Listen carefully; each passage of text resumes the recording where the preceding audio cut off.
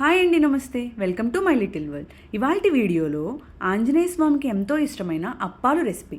ఈ రెసిపీ కోసం శుభ్రంగా కడిగి 3 గంటల వరకు నానబెట్టిన రైస్ని ఇలా ఏ మాత్రం వాటర్ లేకుండా పొడి క్లాత్ మీద ఆరబెట్టి ఆరిన తర్వాత మిక్సీలో పౌడర్ చేసి దాన్ని 2 సార్లు జల్లించాలి. పాకం కోసం బెల్లం తీసుకొని దానిలో కొద్దిగా వాటర్ యాడ్ చేసి తీగపాకం వచ్చేలా చెక్ చేసుకొని ఆ తరువాత పిండిని కొద్దిగా యాడ్ చేస్తూ కలపాలి.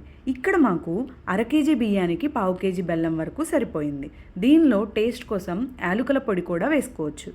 స్వీట్స్ ఏవైనా సరే నెయ్యి యాడ్ చేస్తే దానికి వచ్చే ఫ్లేవర్ అయినా స్మెల్ అయినా అదిరిపోతుంది. ఇప్పుడు ఈ పిండిని చిన్న బాల్స్లా చేసుకొని వీడియోలో చూపించిన విధంగా ఆయిల్లో డీప్ ఫ్రై చేసుకుంటే మనకి అప్పాలు రెడీ. ఈ వీడియో నచ్చితే లైక్ చేయండి. ఇలాంటి మరిన్ని ఇంట్రెస్టింగ్ అండ్ ఈజీ రెసిపీస్ కోసం subscribe to my channel my little world. Thanks for watching. Bye.